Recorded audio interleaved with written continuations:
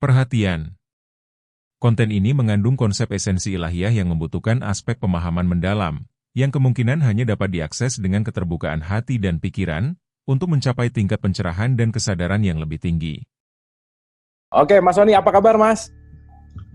Baik, Alhamdulillah. Gimana kabar ya? Sehat-sehat ya? Baik ya, dan teman-teman semua sehat semua ya? Oke, mungkin kita straight to the point bahwa kita harus cerita dulu nih, Mas Sony. Sebenarnya bikin ini tuh apa sih latar belakangnya? Silakan, Mas Sony. Iya, jadi saya ini kan latar belakang saya dulu ya. Saya ini kan bukan ustadz, bukan guru, bukan kiai, bukan narasumber gitu ya. Oke. Dan tapi saya aja pendidikannya dari ekonomi UI gitu. Jadi nggak ada hubungannya sama pelajaran agama gitu. Tapi apa yang selama ini saya sudah dapat dari Allah gitu ya, kesadaran gitu ya. Itu kalau kemudian saya nggak bagi itu kayaknya rasanya saya kurang bersyukur gitu.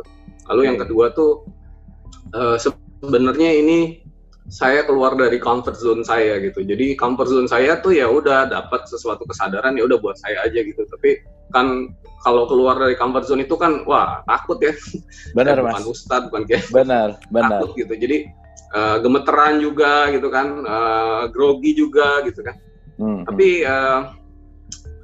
kita ini kadang-kadang ya takut sama orang, takut sama manusia. Tapi kadang-kadang kita dengan takutnya itulah membuat kita nggak memilih Tuhan ya. Nah, suatu hari tuh saya dapat 1-2 ayat Quran ya, yang buat saya itu menjadi merubah mindset saya bahwa sebenarnya tugas untuk menyampaikan, tugas untuk syiar, untuk ngajak orang itu ya, sesuai dengan apa yang kita sanggup, apa yang kita punyai gitu ya, itu adalah suatu sarana untuk memilih Allah dengan lebih seutuhnya gitu. Oke. Nah, coba dibuka ayatnya itu, surat Al-Baqarah ayat surat 2 ayat 159. Oke ya, kita buka surat 2 159. Oke, karena hari ini kita juga berbicara tentang Quran, ini menarik sekali gitu ya. Surat 2 159. Oke, Mas. Iya. Auzubillahi minasyaitonirrajim. Bismillahirrahmanirrahim. Sesungguhnya orang-orang yang menyembunyikan apa yang telah kami turunkan berupa keterangan-keterangan yang jelas dan petunjuk setelah kami menerangkannya kepada manusia dalam Alkitab, mereka itu dilaknati Allah dan dilaknati pula oleh semua makhluk yang dapat melaknat. Gitu kira-kira, Mas. Iya, jadi kalau disembunyikan itu ya Allah itu kurang happy lah kira-kira begitu ya. Kalau di bahasa di situ melaknati sangat keras gitu ya. Ya. Lalu misalnya surat 28 ayat 87 misalnya. Oke, itu juga membuat mindset saya berubah gitu kira-kira. Oke, 2887 ini menarik juga nih kalimatnya. Dan janganlah sekali-kali mereka dapat menghalangimu dari menyampaikan ayat-ayat Allah sesudah ayat-ayat itu diturunkan kepadamu, dan serulah mereka kepada jalan Tuhanmu, dan janganlah sekali-kali kamu termasuk orang-orang yang mempersekutukan Tuhan. Nah, jadi kalau kita itu takut sama orang dan membuat orang yang itu menjadi mind block, jadi membuat kita tuh jadi takut dan nggak bisa keluar dari comfort zone kita untuk menyampaikan kesadaran yang sudah kita miliki, itu berpaling dari Allah gitu, berpaling dari kasih sayangnya gitu. Jadi ya udahlah, karena begitu saya sebenarnya nggak memberanikan diri juga ya. Saya tetap ada nervousnya, tapi ya udah, biarlah kasih sayang Allah bantu saya, bantu Kang Abu, bantu kita semua untuk bisa menyampaikan ini dengan sebaik-baiknya gitu. Jadi ini bukan ngajarin orang ya, bukan mengajari orang atau mungkin menggurui, enggak. Ini kita anggap aja kita lagi 2 orang lagi ngobrol-ngobrol, sharing. Nah, kalau Bapak Ibu tertarik, silahkan didengar gitu. Kira-kira begitu Kang Abu. Oke, intinya kita diskusi ringan yang mudah-mudahan diskusinya ada sesuatu yang bisa memberikan satu manfaat gitu ya Mas ya, kira-kira ya. Betul. Nah, jadi apa yang kita bahas ini nih ilmunya kalau boleh bilang hakikat ya. Jadi hakikat itu artinya kebenaran. Nah, jadi kebenaran itu sesuatu yang didapatkan tanpa persepsi gitu. Jadi artinya tanpa dari kita. Jadi itu benar-benar yang kita pasrahkan aja lah pengajarannya langsung gitu. Jadi kira-kira seperti itu. Jadi biasanya kan kalau bahas hakikat kan orang tuh serius gitu. Iya. Dahinya berkenyit. Apa namanya?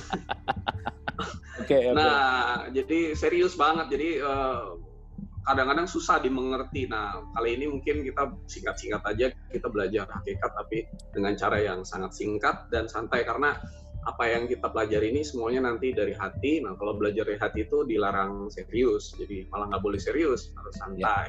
Jadi santai aja, pasrahin aja, nanti petunjuknya juga biarlah Tuhan yang kasih sayang Allah yang bantu untuk menjelaskannya di hati kita masing-masing, kira-kira begitu. Oke Mas Sony, ini udah nggak sabar banget untuk langsung masuk ke episode 1 gitu ya. Ini seru banget. Dan seperti biasa, karena kita belajar sama-sama, bukan berarti mau menggurui, mau menasihati, mau menceramai. Jadi kita sama-sama mengosongkan gelas dulu gitu ya. Karena nanti yang akan kita sampaikan itu adalah suatu kebenaran, suatu motivasi yang mudah-mudahan saling memberikan cahaya di antara kita semua. Jadi please jangan merasa digurui, jangan merasa diceramahi, jangan merasa sedang sedang dikuliahi gitu. No, saya sama Mas Sony itu teman yang sedang chatting, teman yang sedang berdiskusi, yang mudah-mudahan di diskusi kita itu ada manfaat yang bisa dipetik sama siapapun yang menyaksikan tayangan ini. Kita kira-kira. Iya, Abu, tahu nggak ada 3 syarat orang dalam belajar? Kan hidup ini kan belajar ya. Iya. Kalau kita bilang ini school of life. Hidup itu adalah tempat kita belajar. Ada 3 hal yang penting kalau orang tuh belajar ya. Pertama, itu kita jangan merasa diri kita paling benar, ya kan? Karena kebenaran itu kan hanya dari Allah, ya kan? Ya. Nah, yang kedua, kita tuh jangan pernah merasa diri kita tuh paling baik, ya. Karena kalau kita udah ngerasa diri kita paling baik, ya Allah nggak bisa kasih yang lebih baik, yang terbaik justru yang hendak diberikannya. Karena kita udah merasa cukup. Lalu yang ketiga, jangan pernah memaksakan kehendak, memaksakan pikiran, memaksakan pendapat, memaksakan apapun opini kepada orang lain. Karena Allah aja memberi pilihan kepada orang. Kita harusnya juga memberi pilihan. Jadi ini benar-benar ya wacana lah, silahkan kalau mau dipakai, kalau enggak ya nggak apa-apa, karena ini hanya sekedar kita nggak boleh memaksa, kira-kira. Oke, setuju Mas Sony. Itu aja kali Kang Bu. Sip ya, terima kasih ya untuk episode perdana ini. Kita ada prolog dulu sedikit tentang acara, jadi mudah-mudahan bisa dimengerti niat dan tujuannya, niat dari hati kita yang sama-sama ingin saling berbagi cahaya dan mudah-mudahan bermanfaat. Oke Mas Sony, kita langsung ke kalau di serial itu S1E1 Mas. Season 1 episode. Iya, kalau nonton kalau nonton Netflix gitu, misalnya pasti S1E1. Gitulah kira-kira Iwan. Oke ya. Baik, hari ini kita akan berbicara tentang topik yang sangat menarik banget gitu ya. Jadi kalau ngelihat topiknya ini pasti kalau bahasa kerennya sekarang clickbait. Nah, gitulah kira-kira. Orang pasti pengen ngeklik banget. Kenapa? Karena ini topik yang sudah lama kita diskusikan, tapi yang menariknya adalah yaitu tadi masih terjadi banyak biasnya gitu. Oke, topik kita hari ini adalah Al-Quran apakah hanya untuk orang yang beragama Islam? Wah, ini menarik banget nih Mas Sony. Al-Quran apakah hanya untuk orang yang beragama Islam? Karena dari SD, TK, waktu saya let's say Ebtanas waktu itu, nah berarti kalau ada Ebtanas sudah ketahuan lah angkatan berapa gitu ya. Kira-kira selalu ada pertanyaan bahwa kitab suci umat Islam A, Quran, B, Injil, C, Tripitaka. Begitu saya jawab A, itu saya dibenarkan sama sistem itu gitu. Nah, yang menariknya setelah 30 tahun saya menjawab itu, saya menemukan sesuatu yang berbeda dari kalimat yang saya jawab kemarin waktu saya Ebtanas itu gitu. Karena begitu saya buka sumbernya juga ternyata spesifikasinya juga menarik gitu, bahwa statement Al-Quran mengatakan hadza basairul linnas, Quran petunjuk bagi manusia. Nah, ini berbicaranya sudah manusia. Nah, makanya hari ini kita akan berbicara tentang apakah Al-Quran hanya untuk orang yang beragama Islam. So, mari kita mulai. Silakan Mas Sony. Iya, terima kasih ya. Jadi kita ngobrol-ngobrol aja ya, santai-santai aja. Oke. Nah, gini deh, kalau kita misalnya beli satu produk ya, dengan misalnya produk elektronik gitu, misalnya taruhlah handphone gitu, itu kan pasti ada buku manualnya kan, ya kan? Yes. Pasti ada buku manualnya. Jadi misalnya kita beli produk dari Cina aja gitu, ada produk buku manualnya. Beli produk meskipun sekarang buku manualnya bisa yang ada di dalam buku dalam bentuk cetak, ada juga nanti harus download ke internet, bisa di-download brosur atau software. Nah, jadi semua drivernya juga ada. Jadi semua produk tuh ada manualnya. Nah, manusia itu produknya Allah, bukan produk Cina gitu. Jadi kira-kira Iya. Jadi kira-kira manusia itu bahkan dikatakan produk yang sempurna lebih dari kebanyakan makhluk di alam keberadaan ini gitu. Coba dibuka deh surat 17 ayat 70 coba. Oke, kita buka ya. Ini juga kita base kembali kepada Quran gitu ya. Di surat 17 ayat 70 nih. Oke, 17 ayat 70 tuh berbicara begini. Dan sesungguhnya telah kami muliakan anak-anak Adam, kami angkut mereka di daratan dan di lautan, kami beri mereka rezeki dari yang baik-baik, dan kami lebihkan mereka dengan kelebihan yang sempurna atas kebanyakan makhluk yang telah kami ciptakan. Nah, jadi diciptakan, kita pakai bahasa Indonesia aja karena kita orang Indonesia ya. Ya. Diciptakannya tuh dengan kelebihan tuh dengan kesempurnaan dari kebanyakan makhluk yang kami ciptakan. Jadi manusia itu produk Tuhan, produk Allah yang sempurna. Bahkan dikatakan itu ahsani takwim, yaitu bentuk yang sebaik-baiknya. Coba dibuka surat 95 ayat 4. Oke, surat 95 ayat 4. Oke. Oh iya, benar banget ini ya. Di sini statementnya menarik, strong banget. Sesungguhnya kami telah menciptakan manusia dalam bentuk sebaik-baiknya. Betul. Ahsani takwim. Ahsani takwim. Ahsani takwim itu yang terbaik. Ahsani takwim itu artinya terbaik. Jadi artinya manusia itu produknya Allah yang sempurna. Nah, kalau produknya Allah yang sempurna, pasti dikasih buku petunjuk kan, yang diberikan untuk menjalani kehidupannya, bagaimana cara memakai badannya, bagaimana cara hidup, apa tujuan hidupnya, kenapa dia hidup, kenapa harus jadi anak orang tuanya si A dan si B, lalu hidupnya setiap mengambil keputusan harus seperti apa, detail. Nah ini nih produk Allah kan, pasti itu ada jelas sekali detail gitu penjelasannya. Jadi nggak mungkin nggak ada produk manualnya gitu loh. Nah sekarang pertanyaannya nih, semua petunjuknya itu kira-kira fisik apa non fisik? Ya, pertanyaan pertama ini jawab aja pakai hati. Petunjuknya itu ada di luar badannya, di luar dirinya, atau dibawa kemana-mana? Coba kalau hatinya santai pasti bisa jawab. Nah kalau misalnya, ya kan? Iya. Kalau misalnya produk buku manualnya itu di luar dirinya, berarti dia harus punya duit dulu ke Gramedia, misalnya beli buku. Nah kalau nggak ada toko buku, hidupnya di Irian gimana? Iya. Hidupnya zaman dulu yang nggak bisa baca gimana? Ya, belum ada percetakan dulu, gitu misalnya ya Mas Oni. Nggak ada percetakan misalnya. Lalu misalnya dulu hidupnya misalnya nggak jauh sama utusan Tuhan gitu.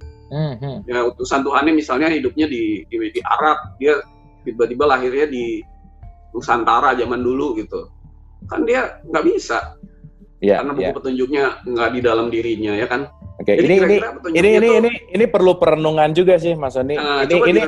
Ini nggak bisa straight langsung jawab iya enggak. Ini kayaknya perlu dicerna baik-baik dulu, perlu dirasakan dan mungkin ini akan terjadi aha moment bahwa iya ya. Nah, pasti ada begitu Mas.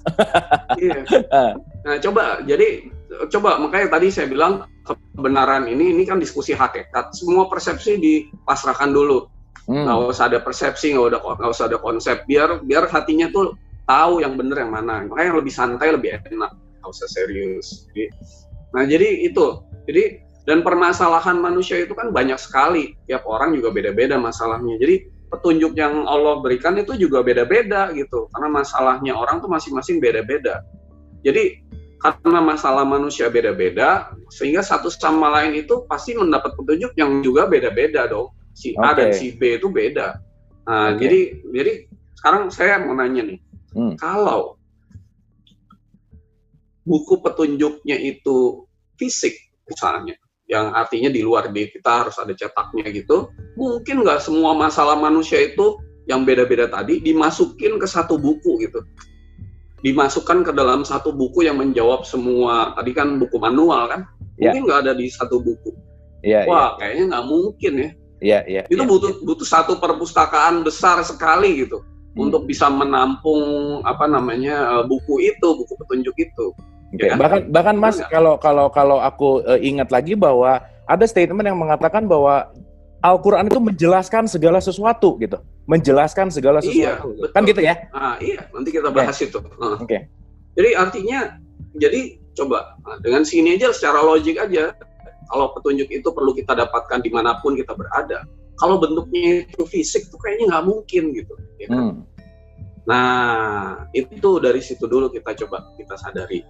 Nah, jadi makanya Allah itu mengatakan bahwa kalau petunjuk kepada manusia itu atau Alkitab atau disebut juga Al-Quran dan semuanya itu kalau itu bentuknya fisik, ya misalnya nih, lalu semua ditulis dan dibukukan, lalu Allah mengatakan begini, jadi jika semua lautan itu menjadi tinta dan pohon di bumi itu menjadi pena, gak ada yang bisa sanggup menuliskan buku itu. Jadi ini bukan cuma bicara perpustakaan gitu.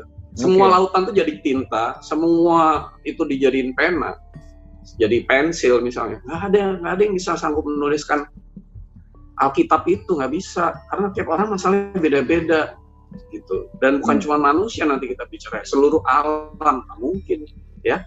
Coba dibuka tuh surat 31 ayat 27. Oke, wah ini menarik banget nih Mas. Ini kayaknya changing paradigm banget nih. 31 ayat 27 ya. Iya, Oke, 31 ayat 27 itu isinya begini.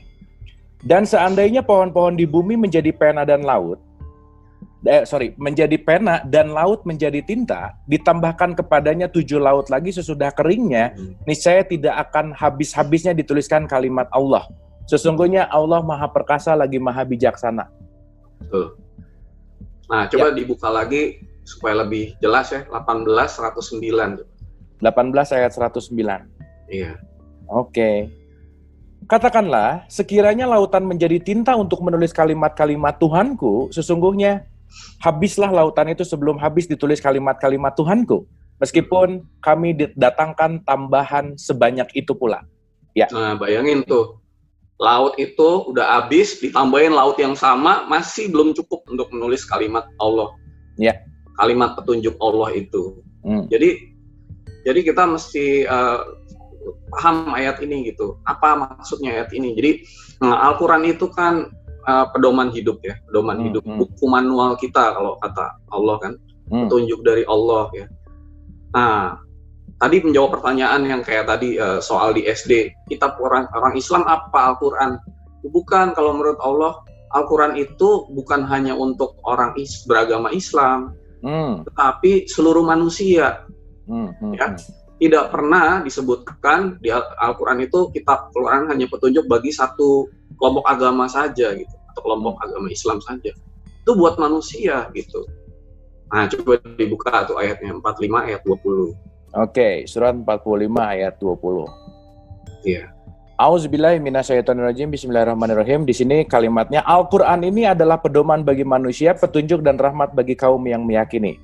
Nah, jadi pedoman hidup bagi manusia. Oke, statement di sini juga ada bahasa irulinas ya Mas ya. Nas itu kan linas. Nah, manusia gitu ya. Nas itu ya boleh disampaikan sebagai manusia, tetapi nanti kapan kalau kita udah bahas lebih lanjut, itu ada arti yang lebih dalam sebenarnya ya. Oke. Gak apa-apa, sampai sini kita sebut aja manusia. Oke. Nah, jadi Al-Quran itu adalah petunjuk bagi manusia. Coba dibuka lagi surat 3 ayat 138. Oke, surat 3 ayat 138. Oke. Iya. Al-Quran ini adalah penerangan bagi seluruh manusia dan petunjuk serta pelajaran bagi orang-orang yang bertakwa. Nah, menarik lagi nih. Penerangan bagi seluruh manusia. Bahasa Arabnya gimana? Hadza bayanul linnas. Linnas juga. Bayanul linnas. Nah. Ingat ya, kata-katanya hadza ya, nanti di episode berikutnya akan saya bahas nih kenapa hadza bukan Al-Quran. Itu kan kata-katanya sebenarnya ini kan. Oh iya. Dikurungin ya. Nggak ada kata-kata Al-Qurannya ya, di dalam bahasa Arabnya dikatanya ada hadza. Oke. Iya, ini. Tadi juga di 4520 kata-katanya hadza. Ini, ya kan? Oke, ini 45 ayat 20 juga hadza, benar? Ya, hadza. Yes. Jadi diterjemahinnya Al-Quran ini, padahal harusnya ini kan. Hadza itu bahasa Arabnya. Iya. Tapi ya itu Al-Quran. Jadi bahkan ya tadi Al-Quran buat seluruh manusia. Bahkan Al-Quran itu bukan hanya untuk seluruh manusia, tetapi juga untuk seluruh makhluk di seluruh keberadaan. Alam keberadaan ini luas. ya. Jadi disebutnya zikrul lil alamin ya. Coba dibuka surat 81 ayat 27. Oke, 81 ayat 27. Oke. 27 ya. Al-Quran itu tiada lain hanyalah peringatan bagi semesta alam. In huwa illa zikrul lil alamin. In huwa illa zikrul lil alamin. Jadi untuk seluruh alam, bukan hanya bahkan penduduk di bumi gitu. Nanti kita bahaslah kapan. Bahwa itu luas sekali alam keberadaan. Buka lagi surat 38 ayat 87.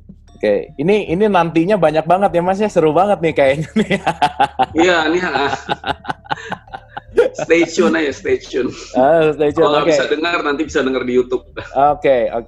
Al-Quran ini tidak lain hanyalah peringatan bagi semesta alam. Ya, in huwa illa zikrul lil alamin. Nah, jadi Al-Quran bukan cuman penduduk manusia aja, bukan cuman penduduk bumi aja, seluruh alam semesta ini. Makanya nggak ada yang bisa sanggup menulis ayat-ayat Tuhan walaupun dituliskan dengan tinta yang seluas lautan samudra di bumi ini, ditambah lagi seisi itu lagi, nggak sanggup untuk menuliskan. Oke. Surat coba buka lagi surat 68 ayat 52 supaya lengkap. Oke. Wah, ini lebih luas lagi sih, 68 ayat 52 ya. Auzubillahi minasyaitonirrajim. Bismillahirrahmanirrahim. Dan Al-Quran itu tidak lain hanyalah peringatan bagi seluruh umat. Lil alamin sih. Seluruh alam, bukan umat. Alam juga alam. Ya. Jadi seluruh alam. Jadi Al-Quran ini luas. Bayangin kalau Al-Quran ini dijadiin cuma satu buku cetak, mampu nggak untuk menampung itu? Oke. Dan di sini juga kalimatnya huwa lagi, Mas. Huwa, in huwa, ya. Wa ma huwa, in huwa illa. Zikrul lil alamin. Itu maksudnya apa? Ya. Oke. Jadi kira-kira petunjuk ini, mindset ini harus kita pasrahkan dulu gitu, supaya kita punya pemikiran yang kebenaran yang langsung yang dari Allah itu yang sebenar-benarnya. Nah, jadi semua itu petunjuknya ada di Al-Quran. Misalnya nih contoh satu misalnya, binatang itu termasuk penduduk di alam semesta ini di bumi nggak yang mendapat petunjuk Allah? Harusnya iya kan, tadi bicaranya juga seluruhnya kan? Iya. Semua dapat petunjuk dari Allah, yang disebut Al-Quran itu kan. Nah, makanya di Al-Quran disebut lebah pun mendapat petunjuk atau wahyu atau petunjuk ya dari Allah. Iya. Coba dibuka surat 16 ayat 68. Iya, benar. Ini contoh aja. 16 ayat 68 ya. Oke. Dan Tuhanmu mewahyukan kepada lebah, buatlah sarang-sarang. Oke. Betul. Jadi lebah dalam membuat sarang-sarang itu dia belajar di mana, nggak ada sekolahannya. Nah, dia mendapat petunjuk langsung dari Allah. Lebah aja bisa dapat petunjuk langsung dari Allah gitu. Jadi bukan hanya orang Islam, apalagi hanya orang Islam saja, atau manusia aja yang dapat petunjuk, binatang aja dapat petunjuk semua gitu kira-kira. Nah, itu namanya zikrul lil alamin, artinya itu Al-Quran itu ya semua itu. Nah, misalnya ada orang, contoh kedua nih ya, ada orang menganggap bahwa petunjuk hanya untuk orang Islam saja, yang menganggap kelompoknya yang paling benar atau sub kelompoknya yang paling benar. Misalnya syariat saya yang paling benar, syariat lain di luar Al-Quran itu, di luar syariat yang saya lakukan itu salah semua misalnya gitu. Ya kan kita kan sangat sering berselisih gara-gara syariat. Ya, betul. Tapi Al-Quran bilang manusia itu diciptakan berbeda-beda syariat. Gitu. Nah, jadi kita membahas manusia nih ya, misalnya surat 22 ayat 67. Oke. Surat 22 ayat 67 ya. 7, ya. Oke. 67-nya bagi tiap-tiap umat telah kami tetapkan syariat tertentu yang mereka lakukan. Oke ya. Maka janganlah sekali-kali mereka membantah kamu dalam urusan syariat ini. Dan serulah kepada agama Tuhanmu, sesungguhnya kamu benar-benar berada pada jalan yang lurus. Iya, jadi syariat itu beda-beda di Al-Quran. Nah, ini kan sumber perselisihan kan. Kalau kita bicara Al-Quran kan biasanya perselisihannya di sini. Nah, tapi kita memang harus ada di satu syariat yang kita pilih gitu, kira-kira begitu. Itu di 45 ayat 18 misalnya. Oke, 45 ayat 18. Wah, ini jadi luas banget nih pemahaman tentang Qur'annya, Mas Oni. Jadi lebih apa ya? Nggak memandang hanya sebagai buku gitu misalkan. Iya. Oke, 45 18 ya. Kemudian kami jadikan kamu berada di atas suatu syariat dari urusan itu, agama itu, maka ikutilah syariat itu dan janganlah kamu ikuti hawa nafsu orang-orang yang tidak mengetahui. Wah, ini jelas banget nih. Nah, jadi ikut aja satu syariat, tapi jangan hawa nafsu. Hawa nafsu itu kan menimbulkan perselisihan dan perpecahan kan. Hawa nafsu itu biasanya kita jadi berselisih sama orang, ngerasa kita paling benar, orang lain salah. Cara sembahyangnya kita paling benar, cara menyembah Allahnya kita paling benar, gitu-gitu. Itu Al-Quran menetapkan seperti itu. Semua diciptakan berbeda-beda syariatnya gitu. Oke. Nah, jadi kayak gitu.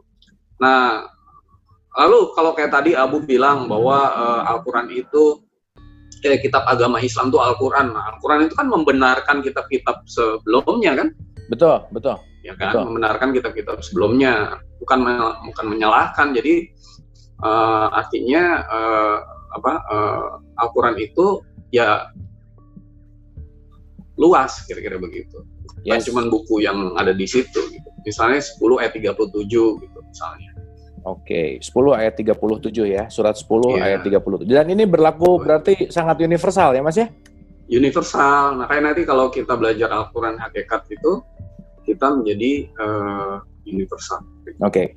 10 ayat 37, tidaklah mungkin Al-Quran ini dibuat oleh selain Allah. Akan tetapi Al-Quran itu membenarkan kitab-kitab yang sebelumnya dan menjelaskan hukum-hukum yang telah ditetapkannya. Tidak ada keraguan di dalamnya, diturunkan dari Tuhan semesta alam. Iya, jadi Al-Quran itu diciptakan atau diturunkan oleh Allah. Nah, nanti kita belajar gimana cara belajarnya ya. Tapi sekarang kita belajar ini dulu, bahwa dan membenarkan kitab-kitab yang sebelumnya, jadi bukan menyalahkan gitu, ya kan? Bukan merevisi juga ya Mas ya? Bukan jadi bukan nyalahin gitu ya? Membenarkan. Jadi itu perlu kita ketahui gitu. Jadi ini ada di banyak ayat di Al-Quran, kalau mau dibaca atau ada di beberapa ayat lagi lah. Tapi itu kita coba satu aja dulu ya. Karena mungkin ada sekitar 7 ayat yang membahas bahwa Quran itu membenarkan kitab-kitab sebelumnya. Oke Mas. Nah, Quran itu juga contoh 4 misalnya untuk semua kelompok agama. Jadi jangan ngerasa bahwa yang masuk surga itu hanya kelompok saya sendiri, bukan kelompok orang lain. Kita nggak tahu kok. Semua itu kan milik Allah gitu, bukan milik kelompok, ya kan? That's it. Sebagai contoh misalnya saya buka satu ayat deh, surat Al-Baqarah, surat 2 ayat 92. Tapi itu strong word banget sih Mas. Itu strong word banget. bukan milik kelompok gitu ya. Itu penting banget tuh untuk kita pahami gitu. Bukan milik kelompok ya. Nah, karena di surat 2 ayat 62 kalimatnya begini. Sesungguhnya orang-orang mukmin, orang-orang mukmin, orang-orang Yahudi, orang-orang Nasrani, dan orang-orang Sabi'in, siapa saja di antara mereka yang benar-benar beriman kepada Allah, hari kemudian dan beramal soleh, mereka akan menerima pahala dari Tuhan mereka dan tidak ada kekhawatiran kepada mereka dan tidak pula mereka bersedih hati. Iya, betul. Nah, itu ayatnya bagus sekali. Coba kita lihat, ya kan? Iya, yes. Itu ada ayat lanjutannya tuh di surat 5 ayat 69. Coba dibuka tuh. Oke, 5 ayat 69. Ini rasanya ayat-ayat yang kita baca hari ini ayat yang tidak populer dibuka gitu ya Mas ya? Iya. Maksudnya agak jarang gitu dengar ayat kayak gini gitu. Oke ya, surat 5 ayat 69. Sesungguhnya orang-orang mukmin, orang-orang Yahudi, Sabi'in, dan orang-orang Nasrani, siapa saja di antara mereka yang benar-benar soleh, maka tidak ada kekhawatiran terhadap mereka dan tidak pula mereka bersedih hati. Yes. Nah, jadi itu juga salah satu hal ya. Itu kan ayat Quran yang jarang dibaca gitu kan. Nah, kita juga merasa surga itu hanya milik kelompok kita saja gitu. Oh enggak. Itu milik surga kan milik Allah, milik kelompok. Ya kan? Ya kalau sekarang menurut Allah gimana gitu. Jangan diklaim menurut kita, gitu ya. Jangan diklaim. Monopoli. Di monopoli. Ya kan? Nah, jadi misalnya tuh Al-Baqarah surat 2 ayat 94 misalnya. Wah, seru banget nih, Mas. Ini episode pertama udah mind blowing banget, Mas. Episode pertamanya nonjok gitu lah, jeleb-jeleb. Oke, katakanlah jika kamu menganggap bahwa kampung akhirat surga itu khusus untukmu di sisi Allah, bukan untuk orang lain, maka inginilah kematianmu jika kamu memang benar. Wah, ini strong word juga nih. Nah, jadi buktikan sendiri gitu kira-kira. Kalau memang surga itu hanya milik kelompokmu, bukan milik kelompok orang lain, ya kamu nanti mati aja, buktiin sendiri bahwa ternyata itu bukan punya kamu, itu punya Allah. Yes. Ya Allah maunya gimana? Nah, kita mesti tahu. Nah, jadi kehendak Tuhan gimana, kehendak Allah gimana, bukan kehendak kita. Nah, jadi ketika kita baca Quran itu kita perlu pakai perspektif seperti ini dalam membacanya, bahwa Al-Quran itu untuk semua, bukan cuma untuk manusia, untuk semua alam semesta gitu. Bersifat universal, tidak untuk kelompok tertentu aja, ya kan? Nah, hanya dengan sikap inilah maka kita itu bisa menjadi makhluk Allah yang bisa bersikap rahmatan lil alamin. Jadi menjadi rahmat, menyebarkan kasih sayang Allah kepada seluruh alam semesta. Ya, nanti kita belajar bagaimana cara menjadi alat Allah bagi alam semesta tanpa melihat perbedaan apapun, ya. Termasuk misalnya perbedaan keyakinan, perbedaan agama, kita jadi alat buat semuanya. Ya, kita memang ada di satu kelompok agama, misalnya saya kelompoknya agama Islam, saya punya syariat, tapi saya bisa dong jadi alat buat semuanya, semua makhluk yang beda-beda agama dan keyakinan. Nah, itulah cara membaca Quran yang benar, itu yang perlu disampaikan sehingga kita ini menjadi merubah mindset kita. Nah, jadi kalau boleh saya recap ya diskusi singkat ini. Oke. Satu, kalau kita lihat saya baru mau nanya apa sih kesimpulannya tuh gimana gitu. Silakan, Mas. Nah, betul. Nanti Kang Abu boleh nyimpulin juga, tapi ini menurut saya ini ada 2 poin penting ya. Jadi pertama itu Al-Quran itu bukan sekedar apa yang ada di satu buku itu, tapi luas gitu. Dan kayak tadi saya bilang, ini kan buku manual buat seluruh alam semesta, bukan cuma buat manusia. Jadi nanti kita belajar di mana di episode berikutnya ya, di manakah Al-Quran berada itu. Kalau itu bukunya misalnya yang fisik kita udah tahu, yang non fisik itu kayak gimana. Lalu kita bedah lagi bagaimana nanti kita bisa mengakses Al-Quran yang non fisik itu. Karena tadi saya bilang bahwa kalau satu buku itu bisa menjawab, kalau itu harus fisik, maka mungkin kita kemana-mana harus bawa perpustakaan yang sangat besar gitu kira-kira. Oke, Mas. Oke, so mungkin tadi yang kedua adalah ternyata Al-Quran itu bukan buat punya satu kelompok, tapi adalah itu yang saya mau ingetin tadi. Gimana tuh ya? Oke. What do you feel? How do you feel? Oke. Kalau misalnya informasinya seperti ini, tanpa persepsi ya, coba pasrahkan semua apa yang udah konsep-konsep yang udah dipelajarin sebelumnya. Oke, mungkin yang aku rasakan bahwa ini pertama, Mas, ini menjawab pertanyaan-pertanyaan besar dari semenjak lama bahwa masa sih petunjuk itu hanya sesimpel buku gitu misalnya. Itu pernah kepikiran seperti itu. Dan menariknya adalah masa sih ini hanya diperuntukkan untuk satu kelompok, untuk satu ya maksudnya hanya satu kotak kelompok ini, tapi sementara dikalimatkan bahwa ini adalah kitab yang paling sempurna gitu, Mas. Nah, penjelasan Mas Sony singkat, padat, jeleb ini pada hari ini merubah paradigm. Saya pribadi merubah paradigm sangat luar biasa, dan mungkin yang hadir di sini 150 orang di sini juga mungkin mendapatkan sesuatu yang lebih luas gitu. Dan tadi Mas Sony bicara bahwa segala sesuatu itu dinamis gitu ya. Segala sesuatu itu kebenaran itu dinamis. Maka kenapa kita harus selalu bisa mau untuk tetap di beginner mode, untuk tetap belajar, karena by the way belajar itu secara pengertian adalah mempersiapkan diri untuk menerima informasi baru gitu. Nah, satu sisi ini informasi baru yang sangat luar biasa, Mas Sony. Satu, informasinya untuk knowledge saya, tapi yang kedua mencerahkan di dalam hati saya gitu. Jadi saya lebih confirm bahwa that's it, Quran hadza basairu linnas, untuk manusia, bahwa ini lagi tidak berbicara untuk satu kelompok nih gitu. Tapi ini berbicara tentang universal things gitu. Itu sih Mas, itu yang enlighten me, yang membuat saya jadi lebih mengerti bahwa bahwa nanti kaitannya mungkin saya langsung keluar dan ingat bahwa ada statement wa ma arsalnaka illa rahmatan lil alamin gitu. How come kita akan bisa menjadi manusia yang universal? How come kita akan bisa melayani universal kalau bukunya nggak universal gitu? Kalau manual bukunya nggak universal gitu, how come gitu? Intinya kurang lebih begitu, Mas, kalau pandangan. Nah, jadi nanti kapan-kapan kita bahas membuka Quran yang sejati, yang non-fisik ini, artinya membuka akses kita untuk menjadi rahmatan lil alamin. Karena rahmatnya nanti turunnya dari Quran yang juga zikrul lil alamin. Oke. Wah, ini Mas Wani kalau dihitung-hitung tadi nanti aja udah ada 8, Mas. Oh, 8. Oh, nanti dicatat ya. Saya nggak lupa. nanti aja. Oke, Mas Wani, pembicaraannya luar biasa sekali untuk episode perdana ini. Mudah-mudahan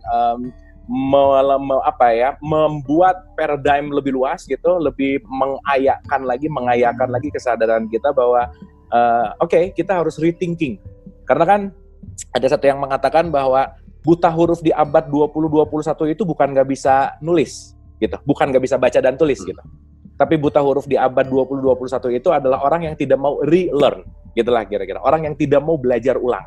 Dan yang paling penting untuk mau belajar ulang adalah jadikanlah diri selalu dalam beginner mode gitu. Jadikanlah diri selalu dalam keadaan tidak tahu apa-apa. Karena sekali lagi yang perlu kita ingat bahwa manusia itu lebih banyak nggak tahunya daripada tahunya. Jadi yuk kita memilih untuk mengosongkan gelas daripada sudah merasa tahu dan kita tidak akan mendapatkan sesuatu yang baru. Gitulah kira-kira Mas. Oke, closing statement Mas Soni silakan sebelum saya tutup acara ini.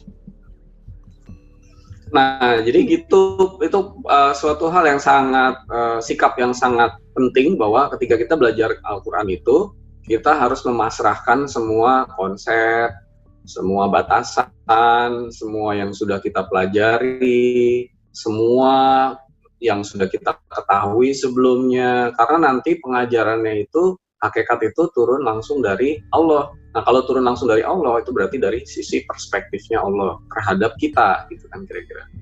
Nah, jadi pasti ujung-ujungnya kita menjadi manusia yang lebih universal.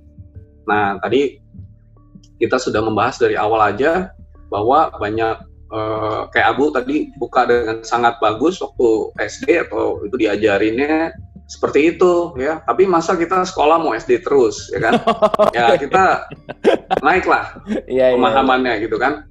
Masa sekolah mau TK terus, jadi naik pemahamannya, jadi lebih dalam lagi. Nah, ini satu mindset yang sangat penting, makanya kita bukanya episode pertama ini dengan topik yang seperti ini.